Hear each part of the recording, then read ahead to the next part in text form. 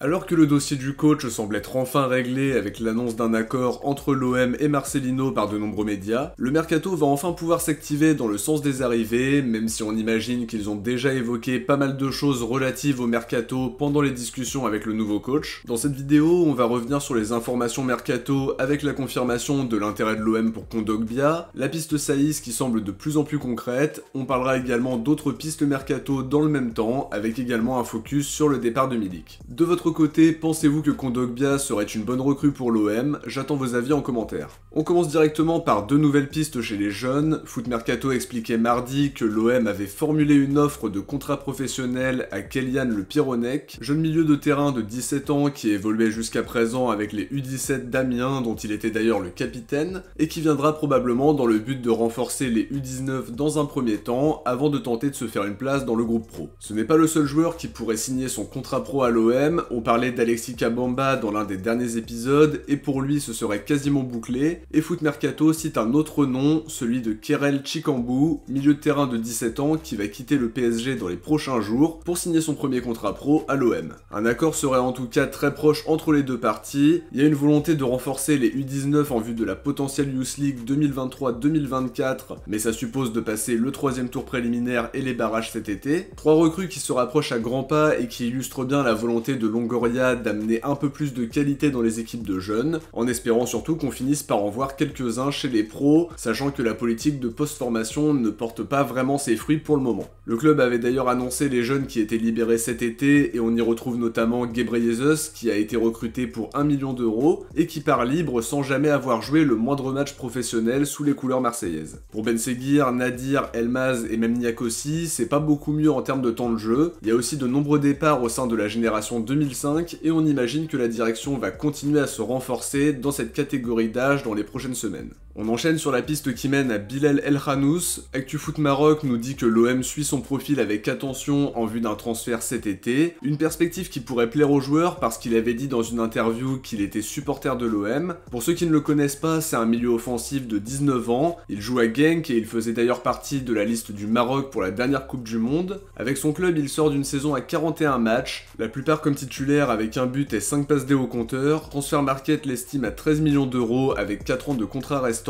La piste est vraiment séduisante avec un joueur qui a une belle marge de progression, qui n'a que 19 ans mais qui est déjà international, demi-finaliste de Coupe du Monde avec le Maroc et qui a une valeur plutôt raisonnable pour le moment, mais ça va vite grimper. Le petit bémol, c'est qu'il joue à Genk, on se souvient que Longoria n'avait pas du tout apprécié l'attitude des dirigeants dans le dossier Maileux, et ça peut clairement compliquer la chose, d'autant qu'il a encore 4 ans de contrat et que la balle est dans leur camp, pas sûr d'ailleurs qu'ils veuillent le lâcher cet été. À côté de ça, Tuttosport évoquait mardi un intérêt pour Leonardo Bonucci, une rumeur qui paraissait assez improbable sachant qu'il touche 12 millions par an à la Juventus, et qu'il compte apparemment mettre fin à sa carrière à la fin de la saison prochaine, donc je l'imagine mal finir ailleurs qu'à la Juventus, sachant qu'il a encore un an de contrat là-bas. Une information rapidement démentie par Fabrizio Romano qui explique que la rumeur est totalement infondée. En plus de ça, Bonucci a réagi sur ses réseaux sociaux en postant tout simplement le logo de la Juventus pour mettre un terme à une rumeur assez peu crédible. Du côté des nouvelles rumeurs, d'après UOL Esporte, l'OM ferait partie des prétendants pour Adrielson, défenseur central de 25 ans qui joue à Botafogo. Il y a de la concurrence dans le dossier avec Besiktas qui tente de le faire venir et qui aurait déjà formulé une offre de 4 millions d'euros, mais qui a été refusé par le club brésilien. L'Olympiakos ferait aussi partie des prétendants pour un joueur qui aimerait découvrir un championnat européen, mais qui n'a connu jusqu'à présent que le Brésil et un prêt au sein du club émirati d'Al Wassel. A voir si la piste ira plus loin, mais le prix semble plutôt raisonnable. En termes de salaire, je pense pas que ce soit excessif non plus, mais on imagine que la piste Besiktas est la plus sérieuse à l'heure actuelle, d'autant qu'ils vont perdre Saïs dans les prochains jours, mais on en reparlera un peu plus tard dans la vidéo. Foot Mercato donne aussi quelques indications sur le mercato olympien. D'après leurs infos, la direction cherche 3 latéraux pour la saison prochaine, et l'un d'entre eux serait Anthony Robinson, latéral gauche de 25 ans qui joue à Fulham, avec qui il a encore un an de contrat. Il sort d'une saison pleine en étant titulaire indiscutable dans le 4-2-3-1 de Marco Silva, Silva, international américain et titulaire lors de la dernière Coupe du Monde. Il a une très belle qualité de passe de ce que j'en ai vu, plutôt bon défensivement avec des qualités d'anticipation, capable de se projeter et de combiner sur son côté. Je vais m'y intéresser d'encore un peu plus près en vue d'une potentielle présentation, mais ça a l'air d'être un profil intéressant, avec la possibilité d'une plus-value s'il explose, mais ça reste toujours incertain évidemment. Comme on l'a dit, il n'a plus qu'un an de contrat avec Fulham, Transfermarkt l'estime à 15 millions d'euros, mais on imagine que son club devrait être moins gourmand s'ils veulent éviter un départ libre. Une piste à creuser, mais qui semble pleine de promesses.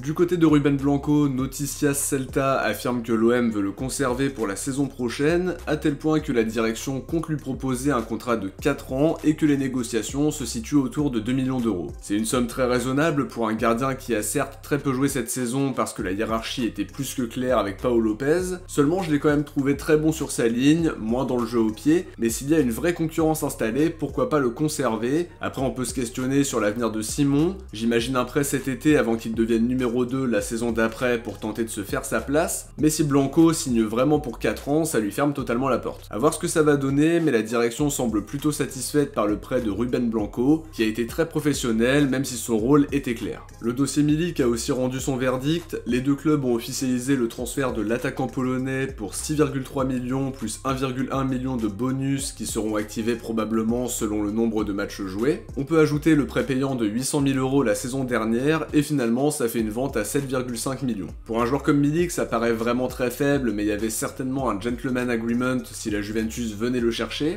En tout cas, ça libère un gros salaire, même si j'imagine que la Juventus prenait en charge une grosse partie. Ça permet aussi de boucler officiellement un nouveau départ après Radonjic et Luis Suarez. Concernant Isaac Touré, maintenant, il y a une information conjointe de la Minute OM et de mon ami Massilia78 qui explique qu'il pourrait être vendu cet été. Il y aurait un intérêt très appuyé d'un club anglais dont le nom n'est pas encore sorti, mais on parle d'une offre déjà reçue par les dirigeants olympiens et qui serait d'ores et déjà supérieure au prix d'achat. Pour rappel, c'était 5,5 millions plus 1,5 million de bonus. Il y aura bientôt des discussions entre la direction et l'entourage du joueur. Son agent a d'ailleurs été aperçu à la commanderie il y a quelques jours. À voir ce que ça va donner, mais pour le moment, impossible d'affirmer qu'Isaac Touré sera olympien la saison prochaine. Tout dépendra du montant des offres reçues, parce qu'on sait que Touré a une belle cote en première ligue. Toujours en première ligue justement, avec le dossier Guendouzi, l'équipe confirme qu'il est la priorité de West Ham pour remplacer Declan Rice qui se rapproche de plus en plus d'Arsenal. L'OM et l'entourage de Guendouzi attendent une offre des Hammers qui pourrait arriver dès que le transfert de Rice sera bouclé. Pas d'informations sur le montant de l'offre, mais quoi qu'il en soit, ils auront les moyens de faire une offre satisfaisante, d'autant qu'on parle de plus de 100 millions pour Declan Rice qui devrait rentrer dans les caisses. On parlera des avancées du dossier dans les prochains épisodes, mais la piste West Ham semble en tout cas de plus en plus sérieuse. On enchaîne sur la piste Geoffrey Kondogbia. La Minute OM avait sorti son nom il y a quelques jours maintenant en expliquant qu'il intéressait le club mais que pour le moment aucune offre n'avait encore été faite. Par la suite, Marwan Belkacem a expliqué que Kondogbia voulait venir à Marseille, mais en précisant qu'il y avait aussi la concurrence de Lyon et de Beşiktaş. L'équipe confirme que l'OM aimerait faire venir Kondogbia, une perspective qui séduit tout particulièrement Marcelino qu'il a connu à Valence et qui aimerait l'associer à Verretou dans l'entrejeu. Le problème c'est le salaire parce qu'il est autour de 6 millions d'euros par an et ça peut être un obstacle de taille. En tout cas sur le plan sportif ce serait vraiment une excellente recrue, un joueur expérimenté qui a joué 30 matchs en LDC, qui connaît le championnat de France pour avoir joué à Lens et à Monaco. Il a joué à l'Inter, à Séville, à Valence et maintenant à l'Atlético. Je pense que ce serait une vraie plus-value pour l'équipe et la présence de Marcelino rend ce dossier encore plus crédible. Dernière piste de cette vidéo, celle qui mène à Romain Saïs, et pour le coup la piste est de plus en plus concrète. Hakim de Lyon de l'Atlas en a parlé à plusieurs reprises, il plaît beaucoup à la direction qu'il a d'ailleurs envisagé l'été dernier mais aussi en janvier si Balerdi partait. Mohamed Bouafsi avait récemment dit que des accords avaient été trouvés avec 2 joueurs mais que c'était en stand-by par rapport au dossier du coach. Romain Saïs ferait partie de ces 2 joueurs-là et comme évoqué ces derniers jours, ça parle d'un montant de 4 millions d'euros qui serait demandé par Beşiktaş. Pour le moment, l'OM aurait proposé 2,5 millions d'euros au club turc, mais on se rend bien compte que les positions ne sont pas si éloignées et si les prix évoqués sont les bons, ça peut se régler à 3 millions ou 3,5 millions. En tout cas, quoi qu'il arrive, on aurait un accord avec le joueur joueur et c'est déjà une très bonne chose, Beşiktaş n'est pas non plus très exigeant. Personnellement c'est une piste qui me plaît, il a de l'expérience, il sort d'une très belle Coupe du Monde avec le Maroc, les prix annoncés sont pas excessifs et je pense que ça peut être une grosse plus-value défensivement parlant. De notre côté, on arrive à la fin de cette vidéo, j'espère que ça vous a plu et comme d'habitude, si c'est le cas, n'oubliez pas de laisser un like avant de partir pour soutenir la chaîne et lui permettre d'être de mieux en mieux mise en avant. Je vous invite aussi à vous abonner en activant la cloche pour ne rien louper des prochaines vidéos, sachant que je vais être très actif tout au long du mercato. Si vous avez regardé la vidéo jusqu'à la fin, écrivez Saïs dans les commentaires. De mon côté, je vous dis à très vite pour une prochaine vidéo, ciao, portez-vous bien et surtout allez l'OM.